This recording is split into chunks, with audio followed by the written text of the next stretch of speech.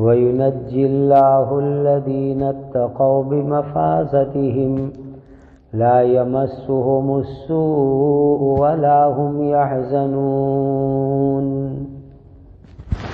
یہ سورہ زمر کی 61 نمبر کی آیت کریمہ ہیں۔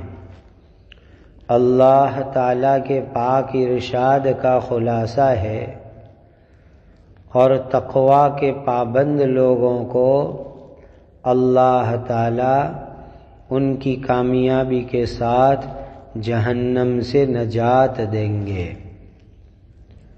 یعنی تقوی کے پابند لوگوں کو اللہ جہنم سے چھٹکارا دیں گے، پھر اللہ تعالیٰ ان کو ان کی کامیابی کی جگہ یعنی جنت میں پہنچا دیں گے۔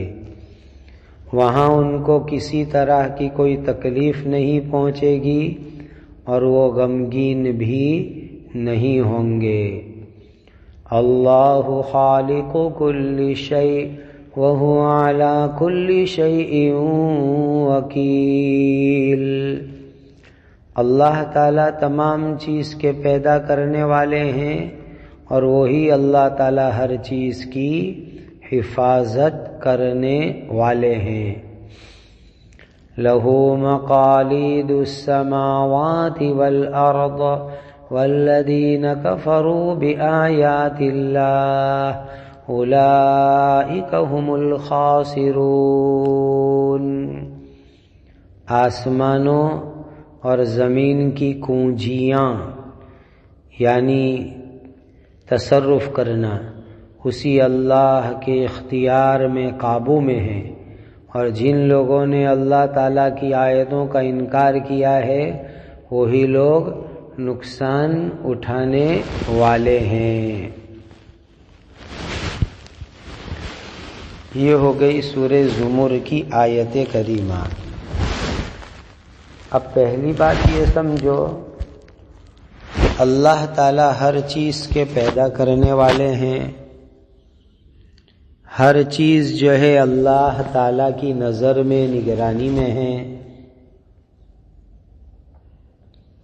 تو ہر چیز کو باقی رکھنے والے اللہ، ہر چیز کی حفاظت کرنے والے اللہ،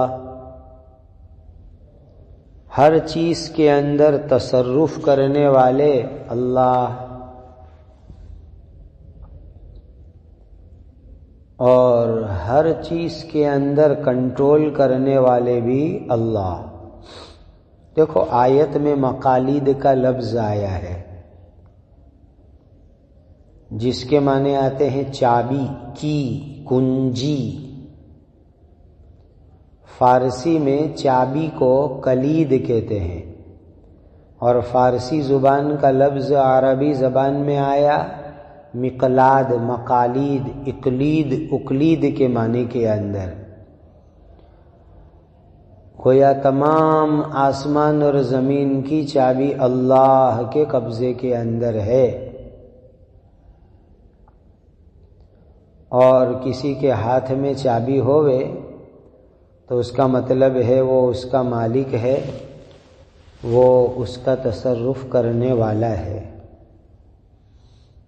آسمان اور زمین میں جتنی بھی خزانے نعمتوں کے چھپے ہوئے ہیں ان سب کی چابیاں اللہ تعالیٰ کے ہاتھ میں ہیں، وہی اللہ حفاظت کرنے والے اور وہی اللہ تعالیٰ اندر تصرف کرنے والے۔ اللہ جس کو چاہے جب چاہے جتنا چاہے اتنا دیوے، اور جس کو چاہے اس کو نہ دیوے۔ حدیث میں آتا ہے کہ سبحان اللہ والحمد للہ ولا الہ الا اللہ واللہ اکبر ولا حول ولا قوة الا باللہ العلی العظیم۔ یہ آسمان اور زمین کی چابی ہے۔ کیا مطلب ہوا؟ جو شخص صبح میں شام میں یہ کلمہ پڑھے گا اللہ تعالیٰ اس کو آسمان اور زمین کے خزانوں کی نعمت عطا فرمائیں گے۔ کتنی بڑی نعمت ہے ایک مرد مومن کے واسطے جو اللہ تعالیٰ اس کو اپنے غیب کے خزانے سے عطا کریں گے، اپنے غیب کے خزانے سے اللہ تعالیٰ اس کو دیں گے اور اللہ تعالیٰ اس کو نوازیں گے۔ دیکھیے اللہ تعالیٰ تقوی والوں کو ہمیشہ کی کامیابی دیں گے، جنت میں ایسی جگہ پر پہنچائیں گے وہاں کوئی بیماری نہیں، تکلیف نہیں، غم نہیں، فکر نہیں، ٹینشن نہیں، الجھن نہیں، ایسی جگہ پر اللہ تعالیٰ تقوی والوں کو پہنچا دیں گے۔ اللہ نے ہر چیز کو پیدا کیا، ہر چیز کو اللہ باقی رکھیں گے جب تک چاہیں گے، جب تک چاہیں گے اللہ تعالیٰ ہر چیز کی حفاظت کریں گے۔ زمین اور آسمان میں اللہ تعالیٰ جو چاہے وہ کرتے ہیں، سب کا ریموٹ اللہ کے ہاتھ میں ہے، ریموٹ کنٹرول اللہ کے ہاتھ میں ہے۔ تو جب سب چیزوں کا کنٹرول اللہ کے ہاتھ میں ہے تو انسان کو اسی اللہ کے پاس جانا چاہیے، اسی اللہ کو راضی کرنا چاہیے، اللہ کے غصے سے ڈرنا چاہیے، اللہ کی رحمت کی امید رکھنا چاہیے۔ جب جنت بھی اللہ کے ہاتھ میں، جہنم بھی اللہ کے ہاتھ میں، تو پھر جنت اللہ ہی کو راضی کر کے ملے گی، جہنم اللہ کو راضی کر کے انسان بچ سکے گا۔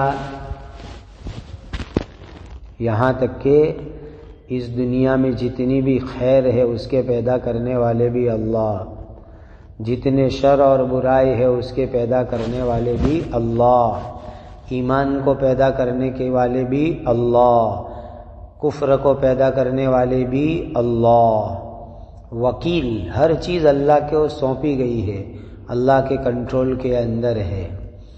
بارش لہو مقالید السماوات والارض، آسمان کے خزانے، بارش کے خزانے اللہ کے قبضے میں، اللہ جب چاہتے ہیں، جتنی چاہتے ہیں اتنی بارش برساتے ہیں۔ سبزی، زمین سے اناج اگتا ہے، اس کے خزانے بھی اللہ کے ہاتھ میں، اللہ جہاں چاہتے ہیں، جتنا چاہتے ہیں اتنا اناج اگاتے ہیں۔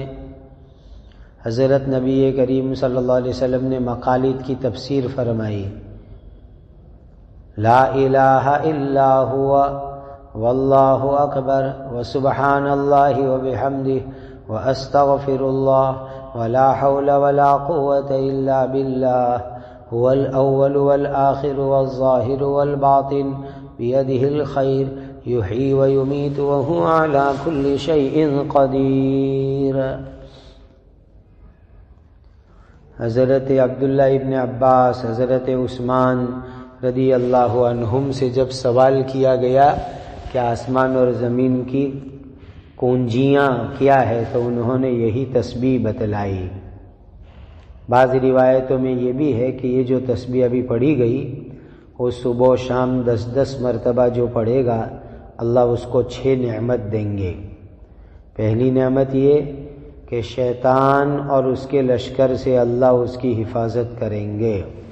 نمبر 2، جنت کے اندر اللہ تعالیٰ اس کو ڈھیر بند، ڈھگلا بند ثواب اللہ تعالیٰ اس کو عطا فرمائیں گے۔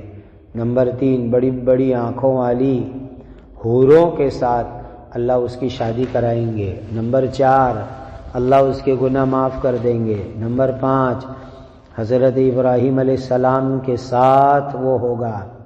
نمبر 6، مرتے وقت پر 12 فرشتے اس کے پاس آئیں گے اور اس کو حق کی خوشخبری دیں گے، اور قیامت کے دن قبر سے لے کر حساب کی جگہ تک عزت سے لے جائیں گے۔ اور اگر قیامت کے میدان میں کچھ خوف ہوگا تو فرشتے کہیں گے کہ تجھے ڈرنے کی ضرورت نہیں، اللہ تیرے لیے حساب آسانی سے لیں گے، اور حقیقت میں اللہ اس کا حساب آسانی سے لیں گے، اس کو جنت میں لے جانے کا حکم دیں گے۔ فرشتے اس کو دلہن کی طرح لے جائیں گے کہ جس طرح دلہن کو عزت سے لے جاتے ہیں اس طرح فرشتے اس کو عزت کے ساتھ لے جاتے ہیں۔ اور اللہ تعالیٰ کی جو صفت ہے، اللہ کی صفت یعنی آیت میں خالق پیدا کرنے والے، وکیل، یہ صفت بھی خزانہ ہی خزانہ ہے۔ والذین کفروا بآیات اللہ اولئک هم الخاسرون،